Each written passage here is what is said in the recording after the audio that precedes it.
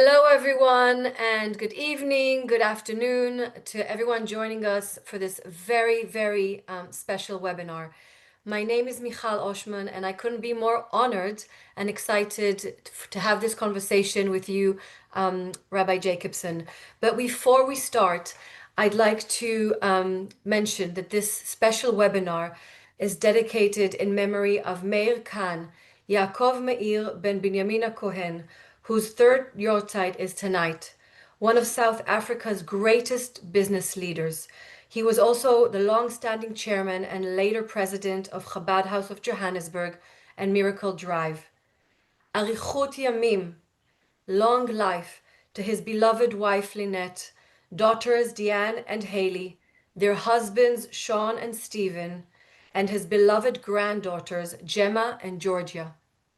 This webinar is also in memory of baby Ravid Chaim, Shem Yikom Damo, and his beloved mother Tseela. Ravid's Levaya was only a few hours ago, and he was only 15 years old. Let's hold the memory of these three beautiful souls as we learn today about the power of prayer. This webinar, which is all about prayer, couldn't be more timely before Shabbat and Shavuot. May Hashem hear our prayers and send his righteous Mashiach. No more suffering, no more tears, for the return of our 58 brothers and sisters to Eretz Israel from captivity. And may all families be reunited. When I see who's hosting us today with Chabad of Johannesburg, I just realized that it's a bit misleading to think that Chabad Johannesburg is only in Johannesburg. Because as everyone that knows, being part of Chabad of, if you once visited Chabad of Johannesburg, that's it. It's part of your DNA, and I can speak for myself. And one of the most incredible things that I take part of with this wonderful community is a Tuesday morning shiur, just in the morning before we start the day, having ladies joining from all over the world. And I know as a fact that this session is not just viewed by people in South Africa. We have people from Ra'anana, from Yerushalayim, from London, from New York, from Joburg, from all over the world. So please don't limit yourself in thinking that we're in one geography. We are across the world, as always. It gives me a huge, huge honor to welcome Rabbi Jacobson. And you really do not need my introduction, because if I'll start reading all of your credentials, it's going to take 10-15 minutes from our session, and that's not what we want. But I do want to share with you my personal experience of your teaching, which I never got a chance to share with you till today. During COVID, I was in Israel, and I had this idea of writing a book. But where do I start, and how will I know what to write about? And in the very beginning of COVID, they gave people in Israel, at least in Herzliya area, like 20 or 30 minutes to walk outside of their homes for like a half kilometer. It was a very precious 30 minutes that people thought very hard how to use. And I used it listening to you on my phone without the kids, 30 minutes, Chassidut, Yiddishkeit inside, and then going in, cooking for the children. Not that I cook, but that's a different story, but typing the book. So thank you so much for taking a part. And that's the beautiful thing. You never know how you influence and how you affect a person's life. So that's how you affected mine. The plan for tonight is to obviously have the honor to listen to Rabbi Jacobson talking us through the power of prayer. But the reason that we called it a webinar is because we want to leave a good 30 minutes for having an opportunity to ask questions. And people already sent me questions in advance. I will mention them and read them out loud. So please, when you're listening to this webinar, be active, be present, write down notes, and then you'll be able to ping me, message, ask, and we're going to have a conversation going deep into the power of prayer. So over to you, Rabbi Jacobson. Wow, thank you. Thank you so much for your kind, illustrious, beautiful introductory remarks and invitation. And thank you for sharing about your Corona experience in Herzliya. It is really amazing, I think, for each and every one of us to learn that, God manifests a certain light through every individual, and nobody can take away anybody else's light. It's like I compare it always to the rays of the sun. You know, the rays never compete with each other. Like one ray doesn't say, get out of my way. I own, you know, that house. I own this neighborhood. Every ray has its mission, and the sun has enough light to go around for all the rays. And I think when we all realize, you know, that each of us is an indispensable ray of God's light, manifesting a unique light and love and presence and regulation and expansive consciousness through our bodies and through our hearts and through our souls. It's very, very incredible, and it comes back to us in so many different ways. So this was just one of those gifts that keeps on giving. So thank you, Michal, and thank you, Hashem, and thank you to Chabad of Johannesburg, and thank you to all of you who have gathered here on this special evening just a few days before the momentous day when we celebrate our anniversary of becoming a people and trying still to change the world. We're still trying to change the world. It's been 3,337 years, and we're going strong. We're not only surviving, but thriving and coming together to learn, to study, and it's really incredible. So thank you for the invitation. Thank you for the opportunity. And let's jump into our theme this evening, which is the power of prayer. What is prayer? How do we cultivate prayer in our life, the art of prayer, the meaning of prayer? And mostly I want to talk about the experience of prayer. In other words, there are the rituals of prayer, which are important. You know, how to open a prayer book, what we say, when we stand, when we sit, what we say in the weekdays, what we say on Shabbat, holidays, you know, Sunday, Monday, morning, afternoon, evening. And that's a very important factor because the prayers have been constructed over generations, and there's a lot of interesting customs and rituals and meaning. And it's important. What I wanted to, though, today is really address the backdrop of it, the internal soul of prayer, the zeitgeist of prayer. I don't know if anybody uses that word, the inner core of prayer and our experience of it. And then, as Michal said, I'm going to speak for approximately 20 minutes, and then we're going to go over to conversation with Michal, and anybody can ask any question, which Michal will take, and we'll discuss it and address it. And please, there's no taboos. You can ask whatever you want. I want to begin with a story. It's a very, very moving story from another era, but not completely from another era. It's a story that I heard many years ago, and very, very, very touching, very moving. And although most of us will not be able to relate to the depth of the tragedy of this era because we live in such different times, but I think it's something to learn from. A number of years ago, there was a very, very famous Jew by the name of Simon Wiesenthal. Simon Wiesenthal lived in Vienna. He was a Nazi hunter. He dedicated his life to find Nazis. He died just a number of years ago. I think he was close to 100. And Simon Wiesenthal was honored a number of years ago by European rabbis. And at the banquet, I read about this. I read an article about this. At the banquet, they gave him a gift, a Siddur, a prayer book. And Simon Wiesenthal, who was already a much older man, shared an amazing story.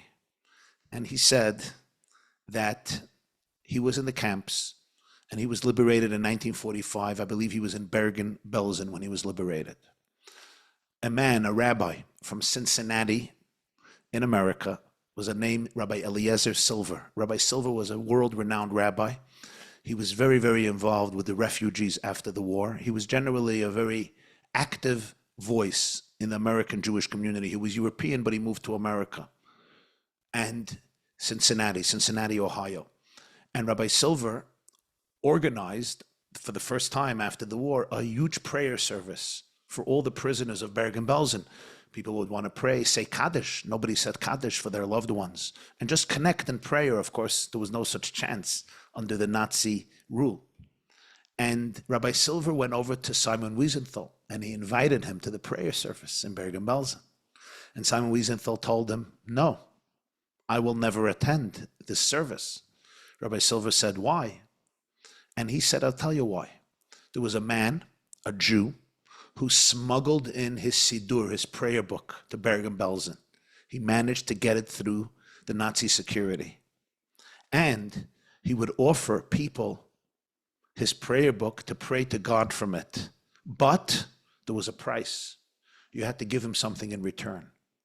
And people gave him a morsel of bread, a little soup, something they saved up as lieu, as a wage for allowing them to use the prayer book.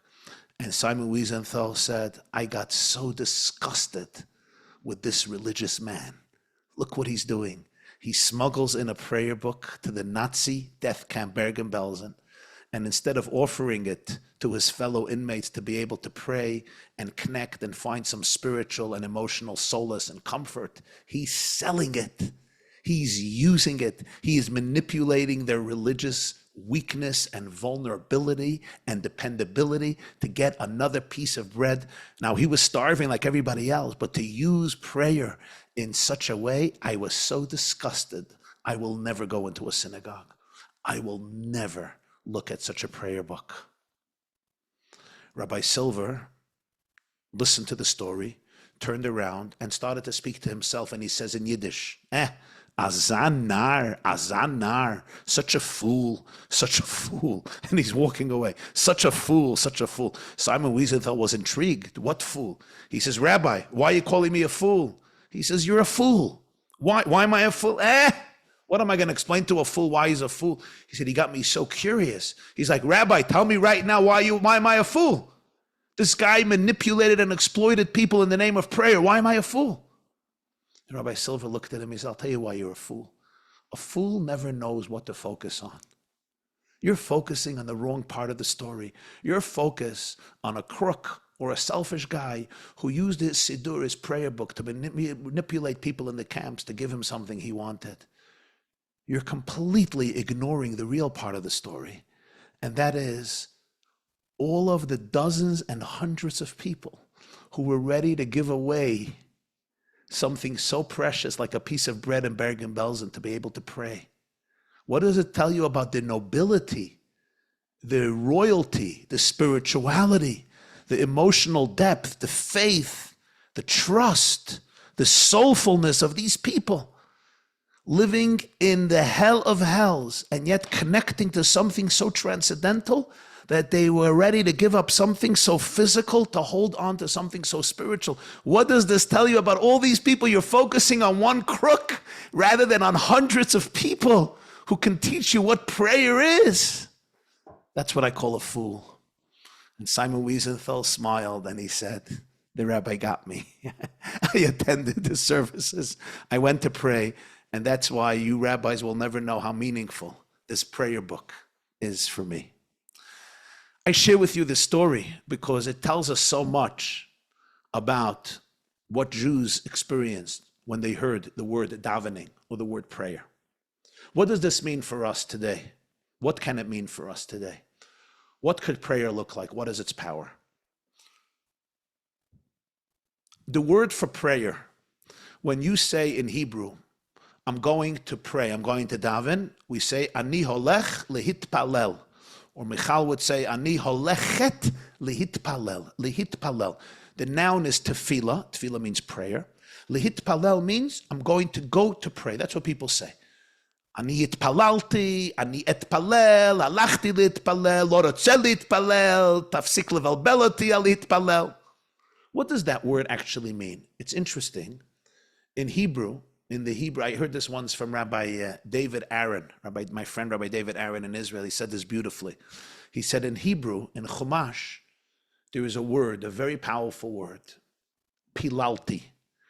When Jacob meets Joseph after 22 years, he says, Re'oi fanecha lo filalti. I did not imagine to see your face, and now I see even your children. The word tefillah, or is from the word pilel, which means surprise, imagination. Like pilalti, I never dreamt of such a thing. I never imagined. I never anticipated. Now the word lehitpalel is what? It's something that's talking about the person themselves. For example, in Hebrew, I'll say, Ani holech lehitlabesh. I'm going to get dressed. If I'm going to dress my children, I'm going to say Ani holech lahalbish et hayeled sheli. Lehitlabesh is to dress myself. Lehitrachetz is to bathe myself. So lehitpalel is to surprise myself. Pilel is surprise, something I didn't expect, And lihitpalel is to surprise myself. What do I want to surprise myself with? I want to surprise myself with something. What is it? I want to anticipate my life in the way that God anticipates it. And this requires the deep art of surrender. And I want to focus a few moments on what this looks like. One of the hardest things for us to do in life is to live in a regulated space of the frequency of surrender, which is similar to the frequency of love and the frequency of trust and the frequency of faith. You see, as we grow up in a world, the Tanya teaches we have two souls. We operate on two levels of consciousness. We have an animal soul that is basically focused on survival. Whatever will give me survival is good. Whatever threatens my survival is dangerous. And therefore, my entire life is built around survival, survival, survival. Very often, survival means control. The more I could control, the more I'm going to survive. So if you're coming into a room, I'm going to anticipate, who are you? What should I say? What should I not say? My body language may become uptight or may not become uptight because my brain wants to predict everything, so I should be able to have control. When things are going my way, when I can plan them, when I can anticipate them, when I can control them, we feel much more safe. There's only one problem. That's not where life happens.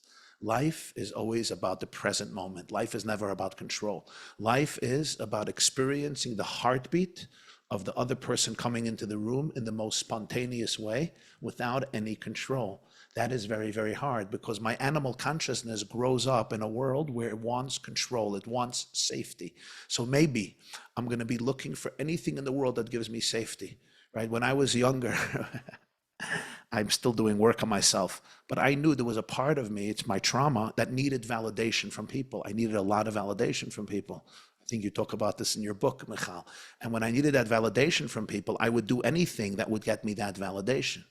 That was coming from a place that didn't feel safe with myself. I always needed something. There is a void, there is a dysregulation, and I always need somebody else to fill it. So the question is, how are people going to fill it? Like, I've been lecturing for many years. There was a time in my life, now I think it changed. I hope it changed. But like, when I would finish a lecture, I was always waiting for the feedback. I needed the feedback because that feedback was filling a deep void in myself.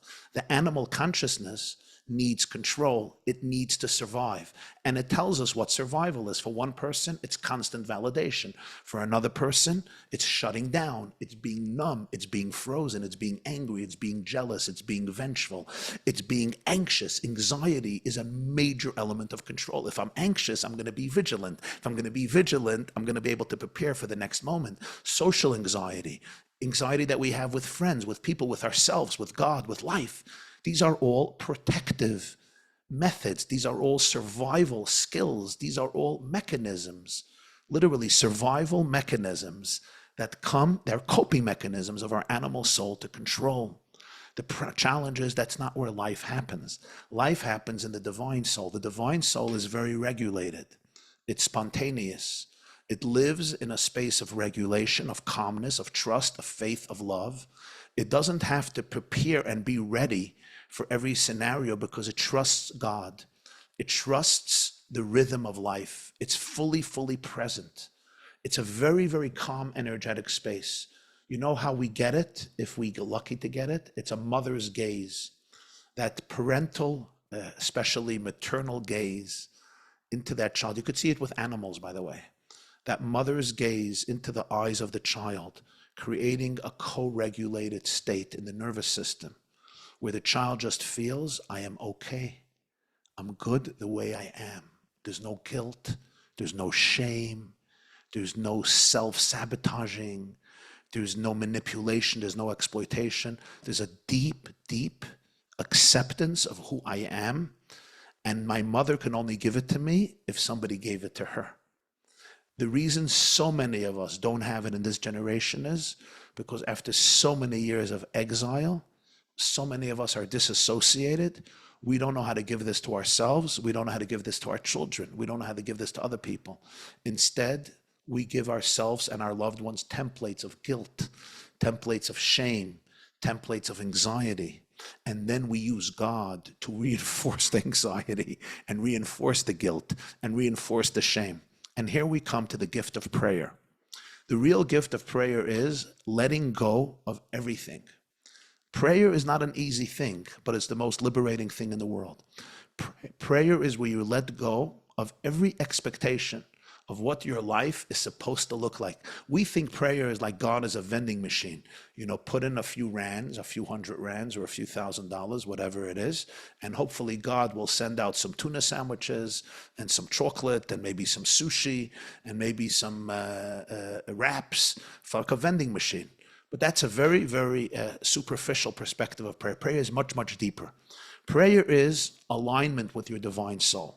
So prayer is, I literally let go of all my expectations, what my life is supposed to look like, what it's not supposed to look like, what I'm feeling stressed about and overwhelmed and pressure. Oh, this is going to fall apart. This is going to fall apart. I have a class, I have a lecture, I have a Zoom, I have this, I have this, I have this, I have this. Whoa, whoa, whoa, whoa. I'm completely not in the space of trust and love and faith.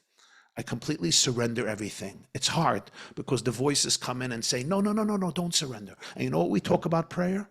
Most of the prayer, we don't talk about what we need. Most of the prayer, we talk about God's infinity. Why? Because really prayer is tuning into the fact that you're in God's world.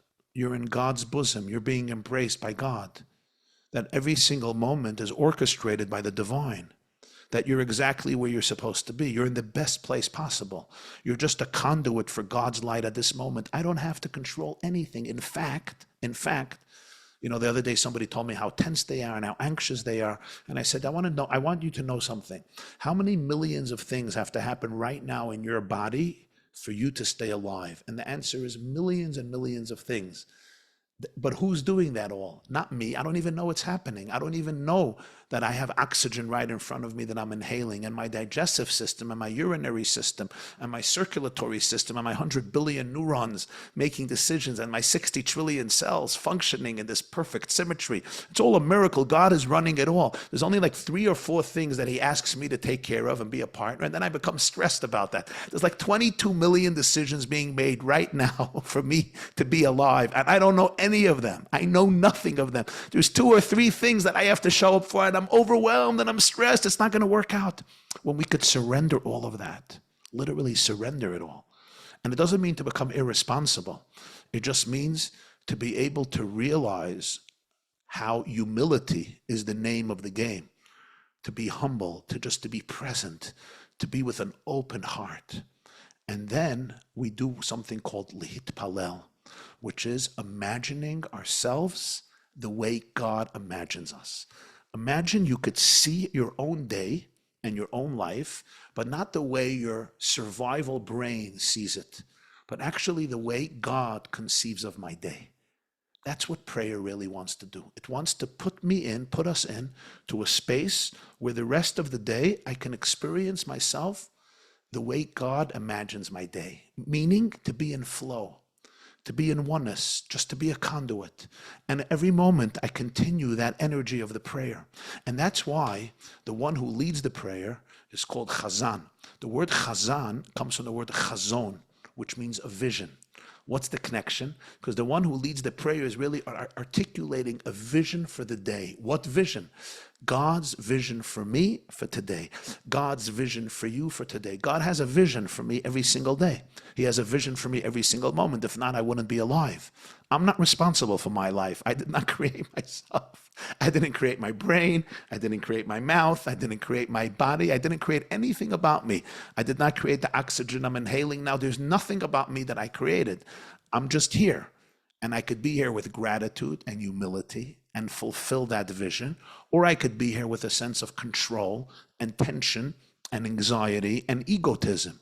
Ego is easing God out. So the idea of prayer is to be able to surrender everything, every single day, again and again. And we need this because naturally we go into a survival space. I wake up in the morning, I just need to survive. I take my phone. There's one email, there's another email, there's a text, there's a WhatsApp, there's a clip, and I could go from survival to survival to survival. And then I'm angry at you, and then I'm anxious at this person, and then I have to do this, and then I'm gonna stress this, and my child this, and my wife this, and my other child this, and my other child this. Boom, boom, boom, a few hours later, and I'm overwhelmed. Prayer is really that idea of going in to the deepest space of oneness and intimacy with God, where we could say, you know what, I'm open to your imagination. Lehit palel, to start experiencing again. Palel means imagine. Like Jacob said, I didn't imagine I'm going to see you. Lo pilalti. Lehit palel, to experience your imagination from God's perspective, to see your day from God's perspective. What does God have in plan for your life? It's much more interesting, much more exciting, much more powerful than what my ego has in plan for my life. Because whatever my ego has in plan for my life is going to be very short-lived. It's going to be very superficial. It's going to be very, very shallow. And it's constantly going to need something else. What God has in mind for my life is infinite. It's grand. It's eternal. It's awesome. It's full of security and love. It's very, very powerful. You're a different person then. You're an ambassador of God's love and hope and healing and redemptive consciousness and truth and authenticity. And when I really experience such a prayer, I come out of prayer a different person, a much more regulated person. I don't become an angel. I'm not, suddenly a person who's everything about his life or her life is different, but there's something energetically that can change with and through prayer. Because when we have that courage to surrender every single day again to God's plan for us, to say, God, I'm here to serve. I'm humble. I just want to be your partner. I'm not here to control. I'm going to show up. I'm going to show up the best I can. And I want to be able to live out my life from your perspective, to help experience myself and feel your imagination of my life. Lihit palel. And that's what the chazon have that vision. So then, in my relationships, things are very different. I don't need to control my wife ever again. Do you know how liberating that is, not to have to control your spouse, not having to control your children, not having to control your in-laws, your partners, your siblings, your friends, your neighbors, your partners, not even having to control yourself. Not even have to shame yourself. I'm this and I'm that and I'm that. You could just let go and let God and be really, really open. And here, it's really, really a very meditative space. When whether you daven in shul or you daven at home, I encourage you all, before you start saying words, breathe in to a consciousness of surrender. There's going to be thoughts. You don't have time now. You don't have time. What are you, a meditative ascetic where you have nothing to do? Who's paying the bills in South Africa? Or you're going to sit and pray now? I get it. And then there's going to be more voices. And then there's going to be some guilt. And then there's going to be some shame. And then responsibility is going to come, the responsible ones among us. What are you sitting doing? Nothing. Whatever the voices are, there's always the voices. And then there's voices about other people. And these are all the voices of an animal soul that really want to take you away from a regulated, deep relationship with your innermost energy. That's what it does. And it does it very, very successful. And this is a very subtle experience I'm talking about. I'm using words because that's what I do. Unfortunately, my wife always tells me too many words, but I'm not talking about something with words. I'm talking about an internal energetic experience of when you just have that serenity. You're just in flow. You don't feel your ego. You're not competing with anybody. You're not jealous of anybody. Nobody can take away anything from you. And you also can't take away anything from anybody. There's no drama. There's no exploitation. There's no lies. There's no manipulation. There's nothing dishonest. You're just in such a space of oneness with God. That's what real prayer accomplishes. That's why all the mystics, all the tzaddikim, all the great people who really worked on themselves, they cherished the experience of prayer, because prayer was really the time when they learned about themselves. Prayer was the time when they got in touch with themselves.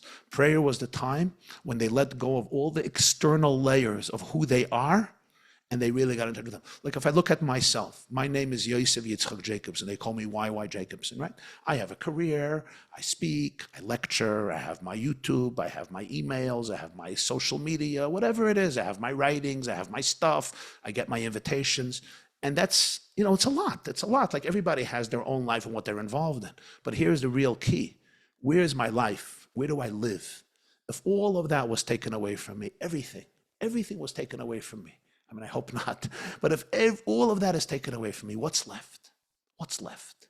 You know, I always thought about, I grew up by the feet of the Lubavitcher Rebbe.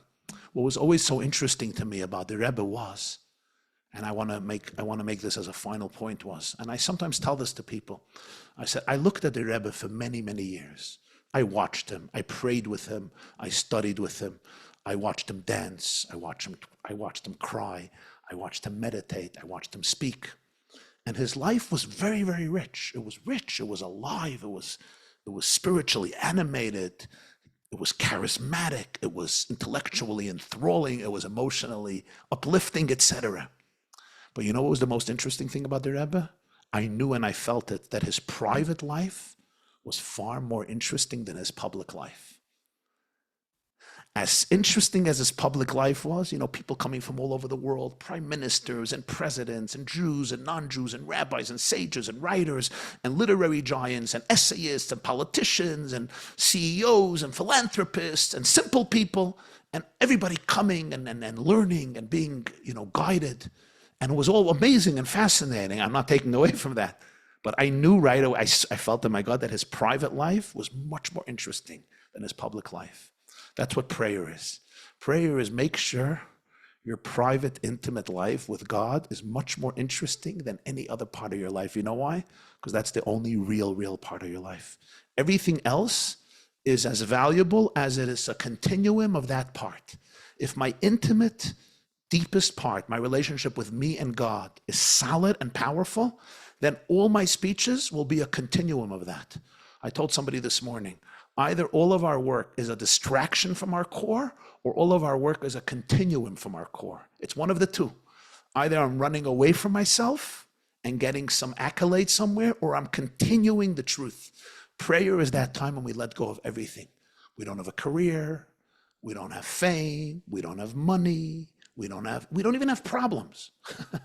We're just a child in the bosom of our Creator, with the most innocent purity, opening ourselves up to that light, taking it in, and trying to live with it the rest of the day.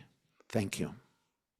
Thank you so much. And I made some points that I'd like to kind of ask you deeper and further questions on. So just to anyone that joined us a bit later on, just to let you know that in the next 30 minutes, a bit less, we're going to have an in-conversation between Rabbi Jacobson and myself. Thank you for the people that are actually sending me questions. There's a few things that I want to mention. We have more than 300 people on this call, maybe more, but that's what I can look at, kind of the numbers.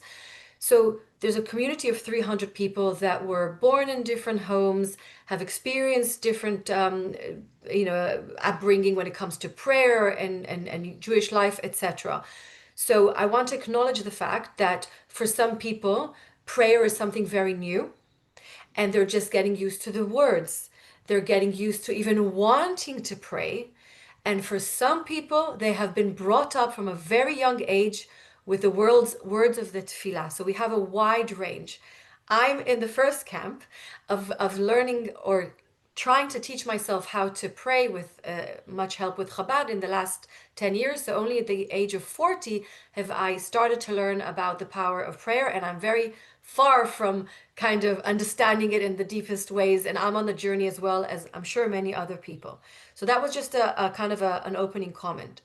You said two things that I want to touch on. First of all, you said, Im chas v'chalila, God forbid everything is taken from you, you're left with this. And we live in very special times, and we've heard from hostages that came back to Eretz Israel that when really everything was taken away from them, their safety, ability to eat, to drink, to move, they found themselves wanting to pray, even though they have never prayed mamash before. We've heard of hostages that tried to say Kan Shema Yisrael, they didn't know the second verse, but something inside of them gave them the signal that this is the time to pray. So I just want to mention this, and maybe you'll touch, do we carry some of our, Avot Avotenu's prayer in our essence? Should we even worry and obsess too much about knowing how to, or just allow ourselves to believe that we can pray because we've been praying for more than 3,000 years? That's the Wow. first question. That's the first question.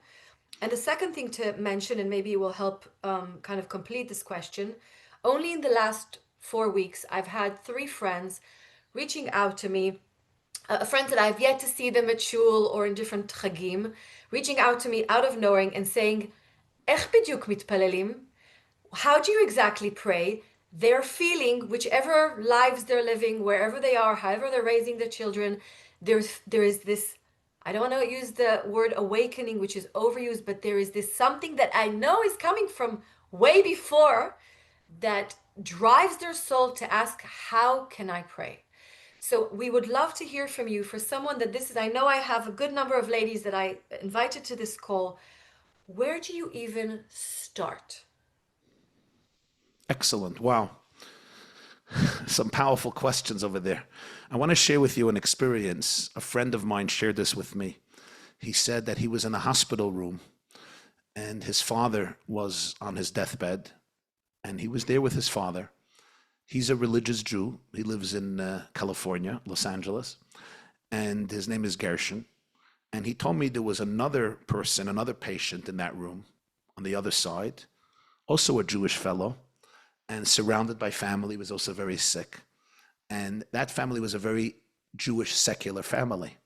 And this friend of mine told me, I looked out the window, the hospital room, and I saw that the sun is almost setting. And I did not pray the afternoon service because we have three prayers, the morning, the afternoon, and the evening. The afternoon is called mincha. So I stood up by the window.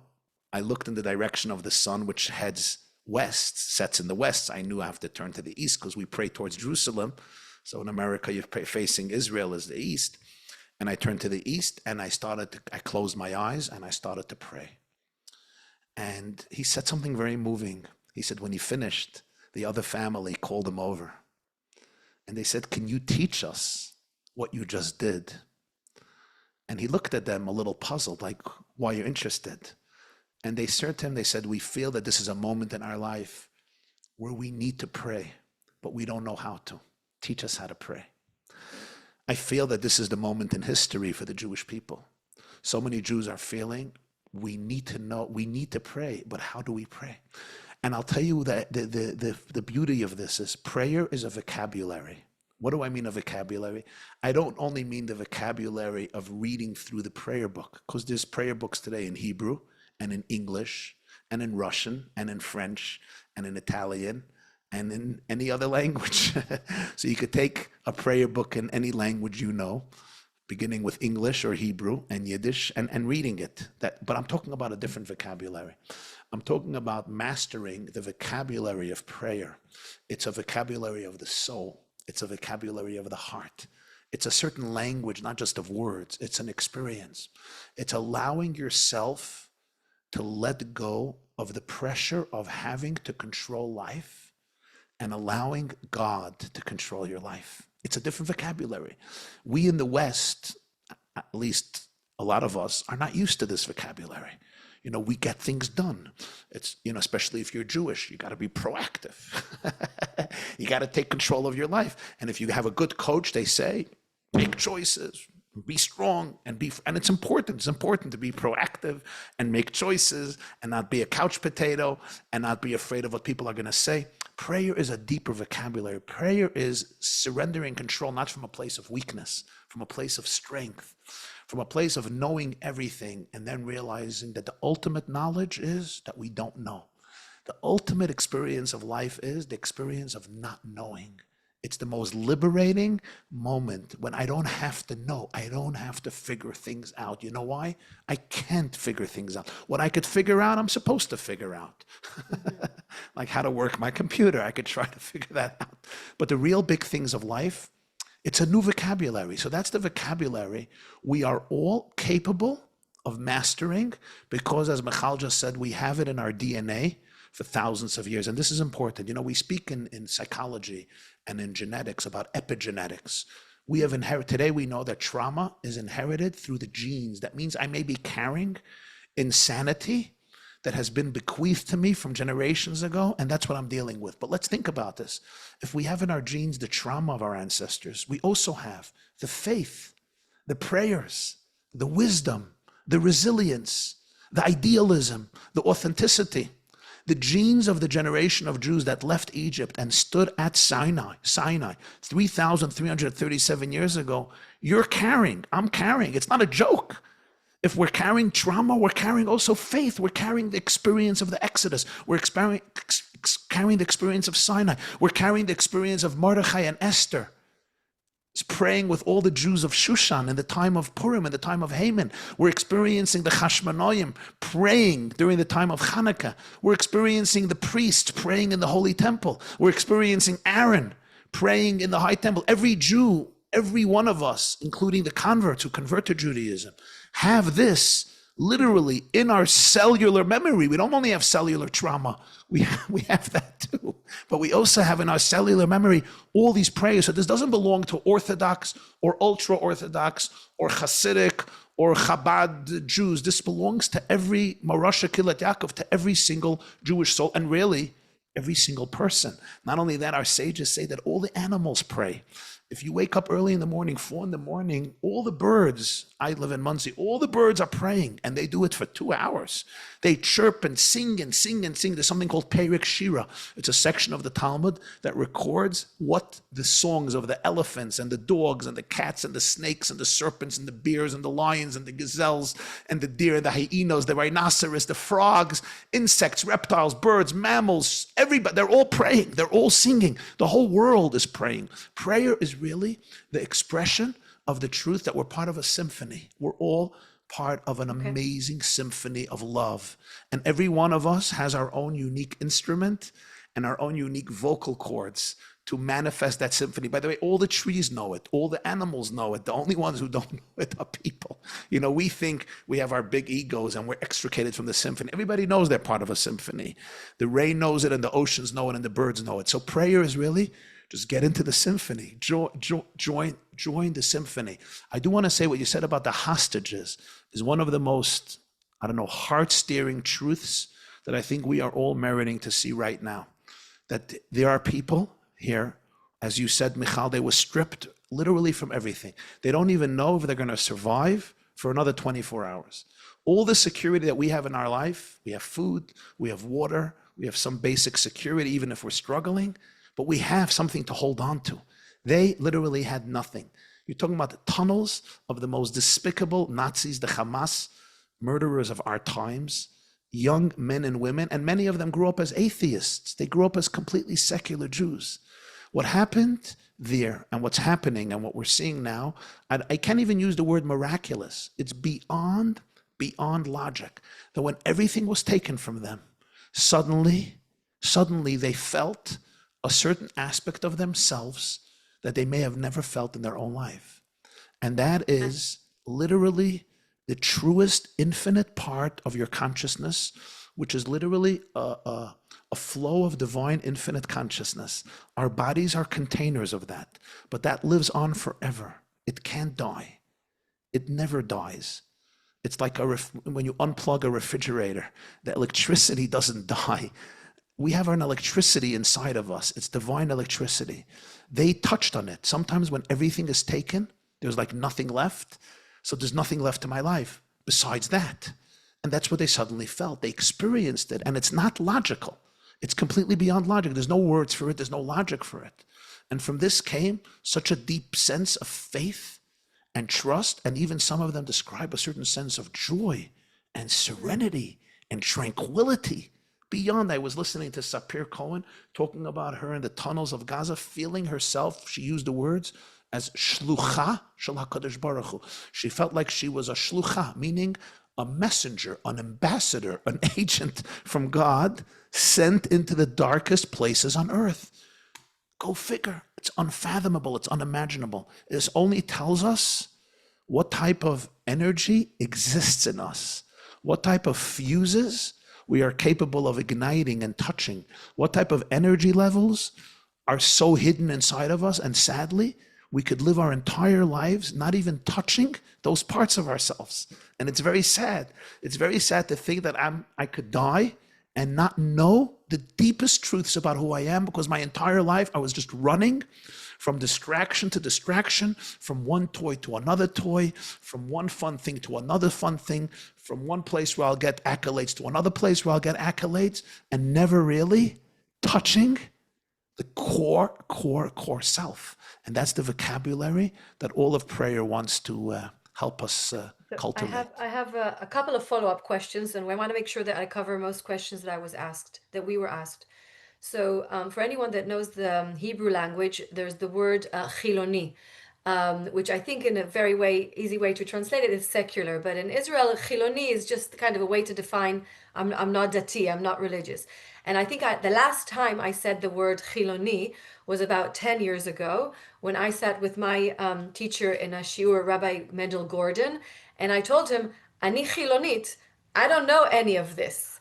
And you can imagine that his response really affected me. What Rabbi Gordon told me, that none of us, the word chiloni comes with the word chol, like daily, right? Like every day, like yesh, the days of the chol, you know, and it's Shabbat. Mundane, thank you. So what Rabbi Gordon reminded me is that we're all holy. We're all kedusha. And endavakaza, there isn't a thing like really being mundane as a Jew. We're all carry a godly soul in ourselves. Our body is here to hold the godly soul. And maybe I didn't get a chance to explore it in a certain way, but there's no thing as being kind of chiloni. We're all kedusha, we're all holy.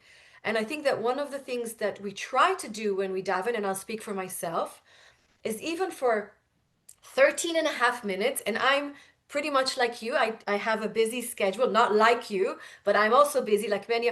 I kind of know how long that takes to do Birkot HaShachar and Shacharit for me at home by myself.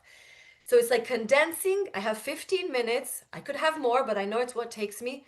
And in those 15 minutes, I try to be holy. I try to remind myself why I'm there. But of course, I think that did I drop her off at the right time? Of course, I'm going to think, did I send him with a sandwich? Of course, I'm looking at the garden saying the gardener left all the rubbish. It's not okay. I have to message him. What is we heard you very clear saying it's a let go. But I just asked ChatGPT, and ChatGPT told me that every day in our minds on average go 60,000 thoughts. So I'm dealing with 60,000 and 4,000 an hour. So I'm a human, right? I'm not a malach. I'm not an angel. And I draw, and I think what I did before. What is the one kavanah, one to be with intention? Because it's always the same words. I have so much respect for people that daven their whole lives. They've been reading the same text again and again.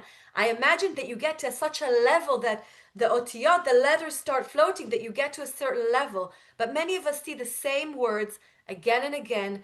What kind of intention, what kind of kavanah can a simple person like me inject into those 15 minutes to bring Hashem nachat, to play my role in the symphony, and to really let my soul shine? Wow. So first of all, welcome to the club. We all have 60,000 thoughts a day. Some of us 80,000 thoughts a day, and some of us it feels like 150,000 thoughts a day. The Tanya gives a beautiful piece of advice for this. Sometimes we get frustrated with all these thoughts, like, leave me alone, leave me alone. I don't want to think about the garden now. I don't want to think about lunch. I don't want to think about the laundry. I don't even want to think about the fact that the cleaning lady did not show up and how many guests are coming Friday night or Sunday night. And I didn't even go shopping, never mind start cooking or whatever. And it's important to be able not to go into a guilt trip with all these thoughts, like get angry at them and get annoyed with ourselves. Rather, what I find to be the most helpful is compassion. Compassion is like, wow, my resistance is so afraid. My animal consciousness is so scared to let me go into a place of surrender. She's really afraid of letting go. She just needs to be vigilant. She needs to be anxious. She needs to make sure that I am at edge 24/7, because if I open my heart, Who knows what's going to happen? Who knows who's going to stab me right here? Who knows who's going to take advantage of me? Who's going to hijack me? Who's going to exploit me? Who's going to manipulate me? Wow. Can I have compassion on all these protectors who are literally going crazy? And by the way, you'll notice, Michal, that the deeper we go into prayer, the deeper we go into serenity, suddenly they come to hijack us with more ferociousness. They somehow bring up an emotion that is so much more disturbing, like maybe something somebody's mother said, I don't know, 25 years ago, or somebody's sister, or somebody's brother, or somebody's spouse, or, brings up something really, really deep from the gut to really hijack me. And it's important to constantly go back to the I that's observing it all. That third I as an I, and I as an I as an EYE, that third I that observes it all from a regulated space and could just watch it and say, wow, I'm sorry that you're feeling so much resistance. And you know what? Like we do with a little baby who's tantruming, like we hold that baby and we say, you're fine, you're fine. Your mother is here, your father is here, you're really fine. And just go bring ourselves back to the space of regulation and serenity. The more we exercise this muscle, the more we become good at it, like with all exercise. And slowly we learn to control this more and more. And we don't have to control it in an obsessive way. It's going to keep on coming. And by the way, the more work we do, right? It's like lifting weights. The better you become at lifting weights, the higher, the heavier the weights need to become. So sometimes we're given an opportunity to deal with deeper stuff. But that's generally, I think, a model that at least works for me a lot.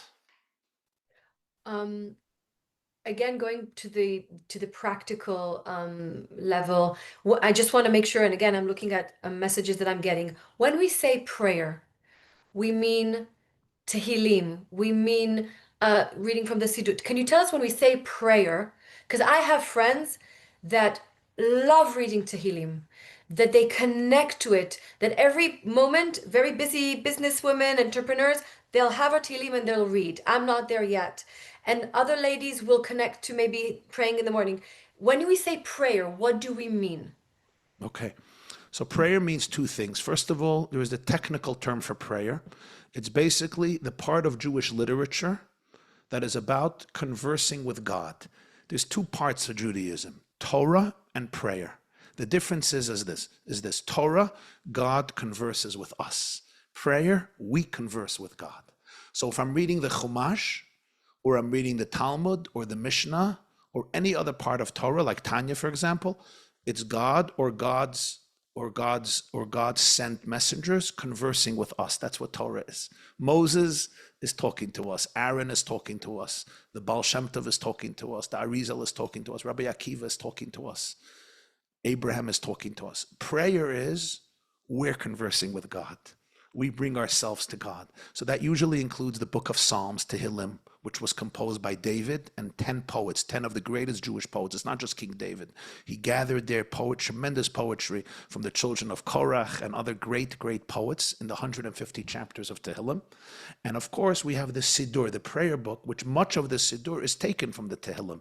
Many parts of the prayer book are taken from the Psalms, but there's also more prayers, especially the prayers that were instituted for the Jewish people to recite in the morning, Shacharit, in the afternoon, Mincha, and in the evening, Ma'ariv, and special prayers for Saturday, for Shabbat, and for holidays, and for Rosh Hashanah, and for Yom Kippur. And that's why the prayer book is pretty thick, pretty dense, because it has a lot of prayers for a lot of different times of the year. And the idea of prayer is all of these compositions that address the human soul reaching out to God, conversing with God, connecting to God, intimately having a deep relationship with God, requesting from God. But I should just say prayer also includes any type of conversation in any language in which you reach out to God. So I may sit down on my couch, I may close my eyes, and I may talk to God about my marriage. I may talk to God about my addictions. I may talk to God about my need for validation. I may talk to God about my children. I may talk to God about my anxiety. I may talk to God about my inner doubt, my ambivalence, my confusion, my being overwhelmed. Those are my prayers. They're not from a book. They're not using a book. But Maimonides writes that the mitzvah of prayer is that people talk to God about what they need. in whatever language, in whatever format. You can do that all the time. In fact, most people don't know that for the first 1,000 years of Jewish history, there was no composed prayer. The prayers were instituted only in the times of the Second Temple. All the blessings, what's called Shmona Esrei, Amidah, all of that comes later in Jewish history. So in the beginning of the first 1,000 years of Jewish history, what did prayer look like? Prayer was an instinctive, spontaneous, internal conversation of every soul with God. It had no structure. Organized religion was not organized yet. And in fact, we need to go back to some of that, because sometimes prayer can become very mechanical and it's just going through the words, and people don't realize it's not about words. It's about an internal experience.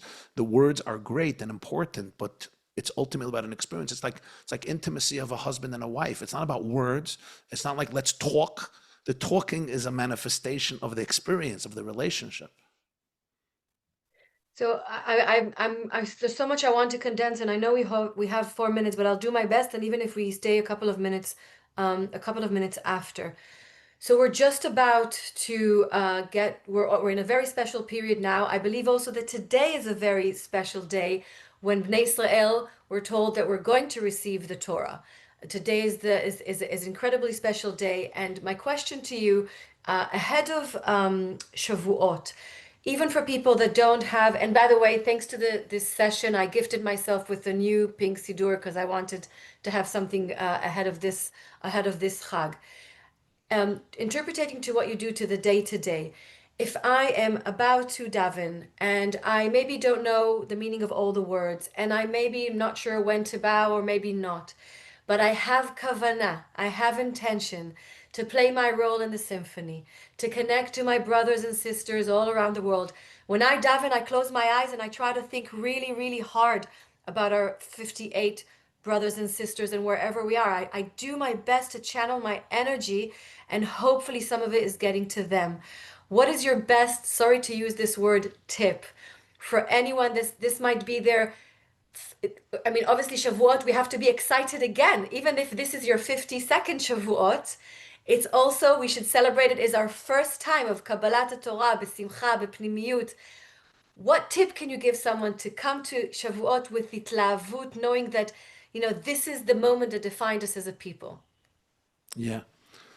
So growing up by the Lubavitcher Rebbe, always before Shavuot, he would always make a suggestion and a request that every single Jew the world over should make every effort possible to bring themselves and their loved ones to hear the 10 Commandments, Shavuot in the morning in the synagogue.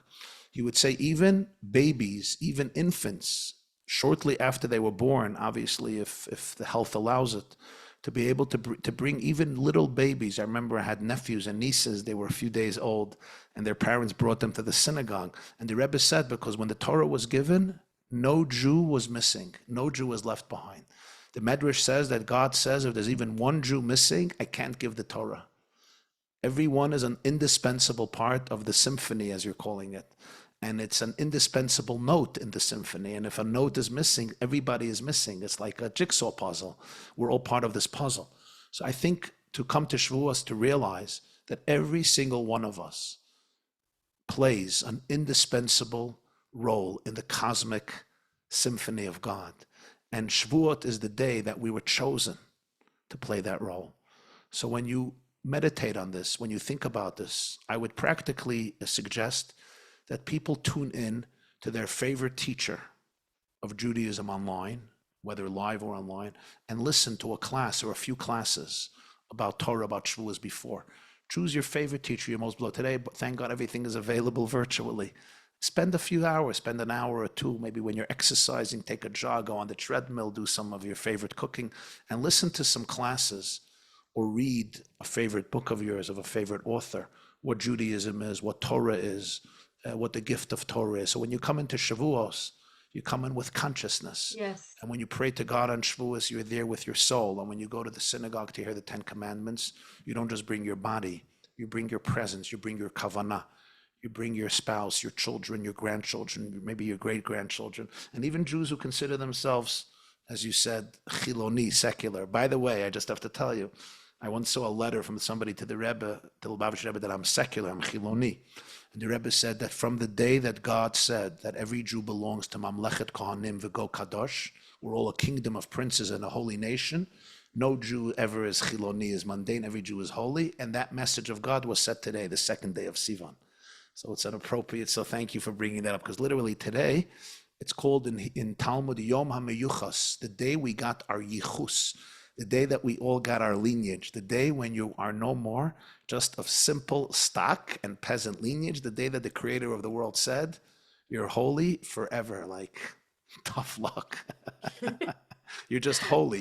You're better than you'll imagine. You're purer than you imagine. You're more authentic than you imagine. You're just in touch with the cosmic energy.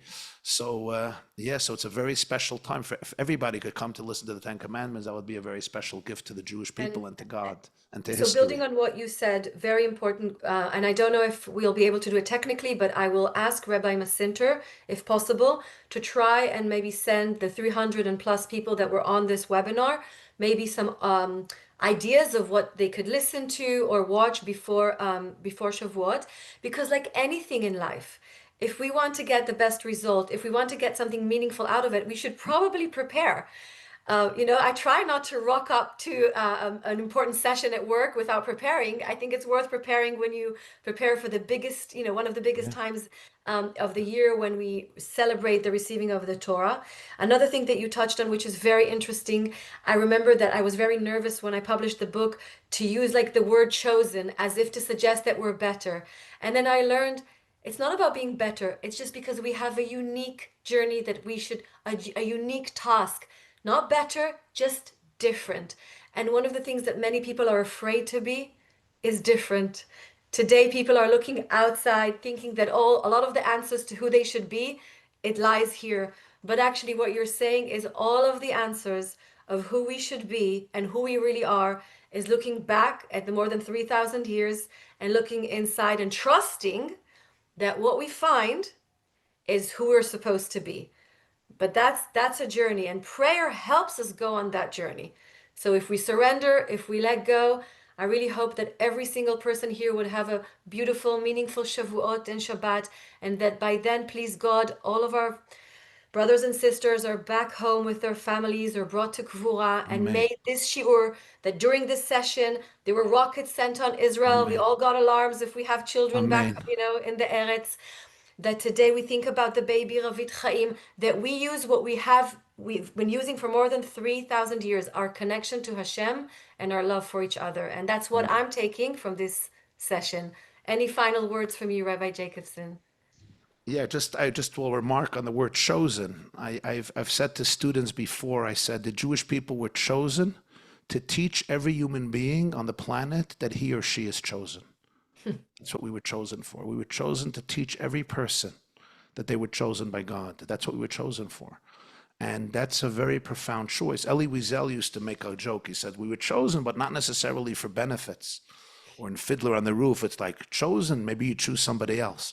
But the real idea of chosen is that when you look at Jewish history, there's just such a mystery there, such an inexplicable mystery. And you look till today, how Jewish history is coming together with so much pain and yet so much joy, so many difficulties and challenges, so many tears and grief, and yet so much resolve and resilience. And you see that 4,000 years later, the eyes of the world are still on Israel and the Jewish people. Like, can't we get out of the gaze of the world? Can't we just, Israel is a little tiny match on a football field. It's the size of New Jersey. I don't know, it's the size of Dallas International Airport. Like, why does Israel occupy, the front lines, the headlines of newspapers constantly, of websites? And the truth is, because the Jewish people were chosen to be the interlacing link between heaven and earth, to really serve as moral beacons from the teachings of Sinai to the world. And the world is desperately craving. We don't have to be embarrassed. We don't have to be ashamed.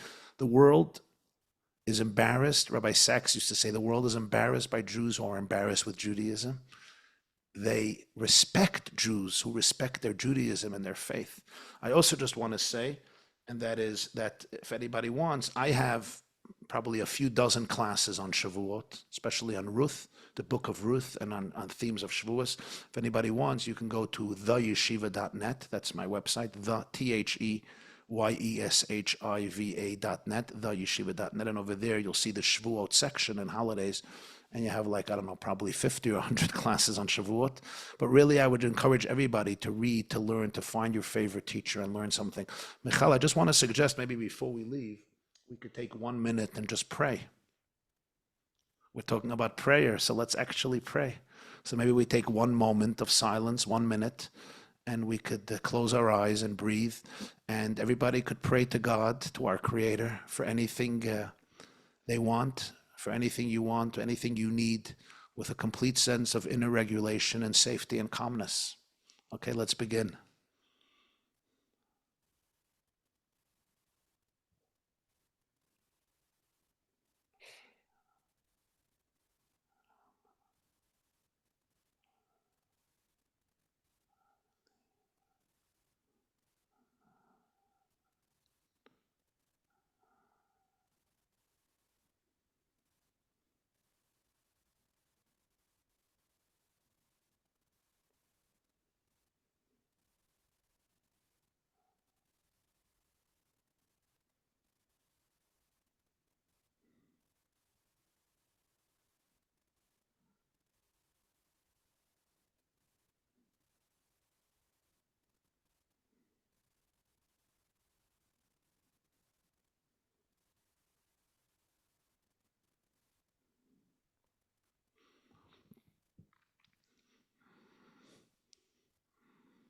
And let us As say I was Amen to praying, everybody's prayers. as I was May they all praying, be accepted. talk about miracles, my eyes was just like, focusing on what Rabbi Masinter gifted me a few years ago. Every moment is an opportunity, or every moment we can have the most greatest miracle ever. Every single moment. So please God, we see great miracles. Mashiach Amen. Achshav, the second half of the session will be in Yerushalayim. And Amen. thank you so much for everyone Thank you. for joining and staying with us the whole time, even after. That's a good sign. Thank you, everyone. Take Chag care. Sameach, Michal, and Chag Sameach to everybody.